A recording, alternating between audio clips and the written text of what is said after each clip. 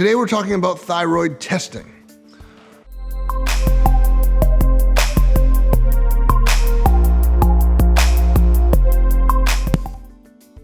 And it's a lot more than just what a good night's sleep can help with. Your energy is low.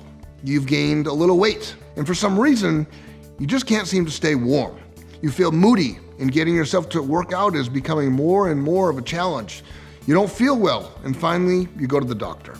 He thinks it may be your thyroid, so he does some blood work. But when it comes back, he says your TSH is normal and your thyroid is just fine. He sends you on your way with a clean bill of health. Tells you to take some vitamins, get some sleep, and offers you a prescription for antidepressants and sleeping pills. Now what? If it's not your thyroid, what could it be? Well, that's a great question. And the answer is, it probably is your thyroid.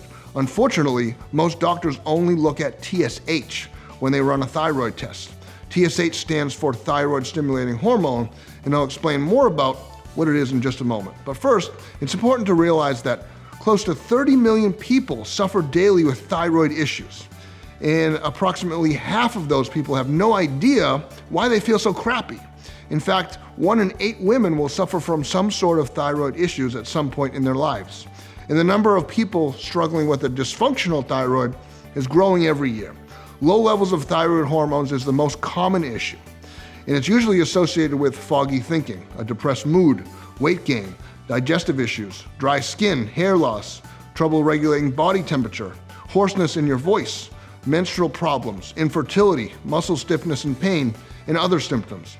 When you think about it, this can be quite a big problem because every cell in your body has thyroid hormone receptors, which means that your thyroid gland governs all of your major body systems, including your brain, digestive system, cardiovascular system, bone health, blood cell production, and every other organ in your body. It also influences cholesterol, nutrient absorption, temperature regulation, as well as overall metabolism.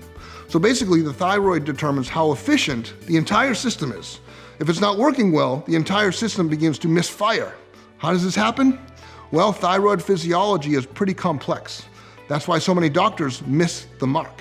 They use a few standard tests like TSH and T4, and if it's in with normal ranges, that's as far as they go. The problem with that is that these tests only pick up a fraction of the real thyroid issues out there. See, whenever the body can't make enough usable thyroid hormone, it increases what's known as thyroid stimulating hormone, TSH.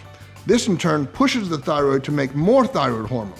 The problem is that a lot of thyroid problems exist even when TSH is normal. In fact, this is way more common than most people realize.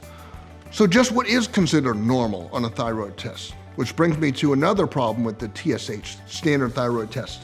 This test often will show up in the normal range in spite of thyroid problems. It's just not picking up. And frankly, looking at TSH levels is only the tip of the iceberg when it comes to diagnosing thyroid issues.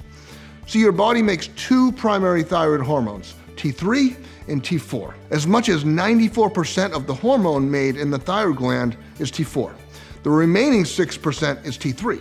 T3 is the active form of thyroid hormone, and your body needs to convert T4 into T3. If your body is efficient at converting the T4 into T3, then you're good. But if it's not, then problems begin to arise. However, your TSH could be perfectly normal and you'd never know. That's because a lot of people have trouble converting T4 to T3. That's when it's often necessary to get what's known as a complete thyroid panel. This type of lab test looks at T3 and T4 levels as well as other essential components of thyroid function. So what causes thyroid issues in the first place? Well, believe it or not, the liver and the gut both play a key role in the conversion of T4 to T3. That's why gut health is so important. And your liver metabolizes your hormones, filters out the toxins, and cleans out your blood. When waste products build up in the liver, they're sent to the gallbladder or your digestive system for removal. And because thyroid issues can impact the entire body, when your thyroid isn't working well, everything is slow. Your liver, gallbladder, and your digestive system all act sluggish.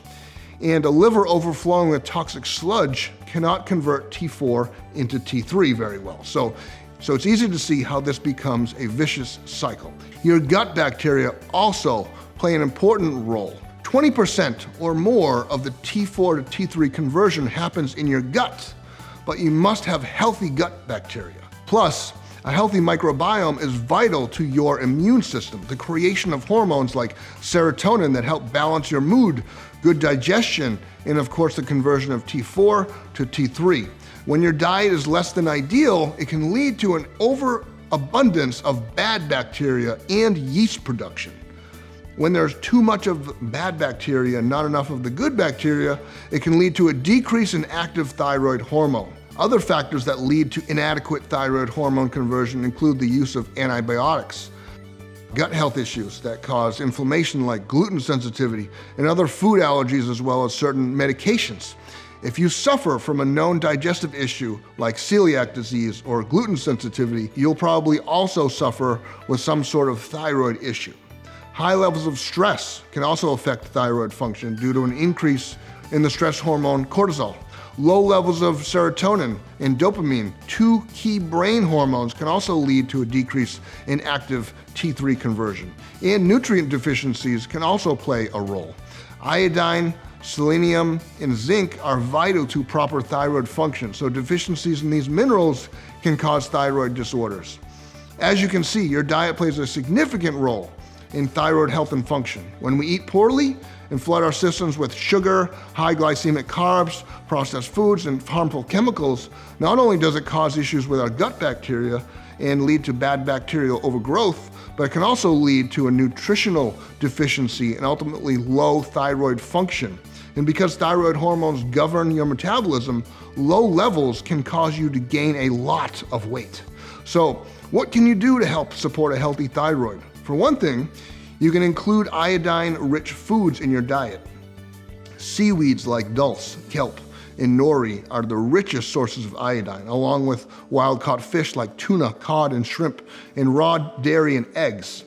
And while some people purchase iodine-enhanced salt, some studies show that it can actually have the opposite effect. In some countries where iodine has been added to table salt, rates of autoimmune thyroid disease have actually gone up.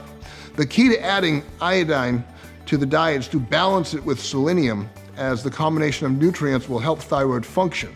Selenium is one of the most important minerals for a healthy thyroid and helps balance levels of T4 hormones while helping convert T4 into T3. Selenium-rich foods include things like Brazil nuts, spinach, yellowfin tuna or halibut, canned sardines, grass-fed beef, turkey, and beef liver. Zinc is another important mineral. It's a catalyst for many different pathways in the body and essential for digestive health and for converting T4 into T3. It is also valuable for immune function, tissue healing, internally and externally, and the production of TSH. Zinc is also extremely helpful in healing and tightening the intestinal junctions in the gut that contribute to intestinal permeability or leaky gut. That's why increasing your zinc levels may help reduce your symptoms and even lead you towards remission. Finally, there are a few other nutritional deficiencies that also play a role in thyroid dysfunction. These include deficiencies of vitamin D, vitamin A, and vitamin E. Another important factor in dealing with thyroid issues is managing stress. Physical and emotional stress can elevate the hormone cortisol and put your body into a chronic state of fight or flight. And cortisol can damage the thyroid gland and adrenals. Managing stress is tricky because so many of the things that can cause stress are hard to remove from our lives. That's why it's important to do things that help ease the effects of stress, like getting a good 8 hours of restful sleep, meditation, exercise, and making time to relax with friends and family. You can also use adaptogens like ashwagandha to help minimize the effects of stress. In summary, thyroid problems will affect weight, appetite, moods, fertility, digestion, energy levels, and libido. The key is to optimize your nutrition by adding foods rich in key nutrients like iodine, selenium, and zinc, and cut out processed, sweetened, starchy foods and conventionally raised foods. Minimize stress by exercising and meditation. And if you really want to cover all your bases, adding in a thyroid-specific supplement like THYROZINE can be extremely helpful. THYROZINE is rich and all the nutrients we discuss, and it includes a clinical dose of KSM-66, a patented form of ashwagandha, clinically proven to help minimize the effects of chronic stress. You can learn more about THYROZINE by clicking the link in the description or by going to liferenu.com/THYROZINE. Thanks for watching, and be sure to like our channel and click the bell so you don't miss out on any of our future Fit Squad videos. Our mission at liferenu is to share real-world information that really works through the Fit Squad movement that's taking the industry by storm right now. We are here to help and support you to achieve your health and fitness goals so you can get into and live in the healthiest version of yourself. We invite you to join the Fit Squad. And if you're on Facebook, click the share button so your friends and family can join the Fit Squad as well. I'll see you on the next one.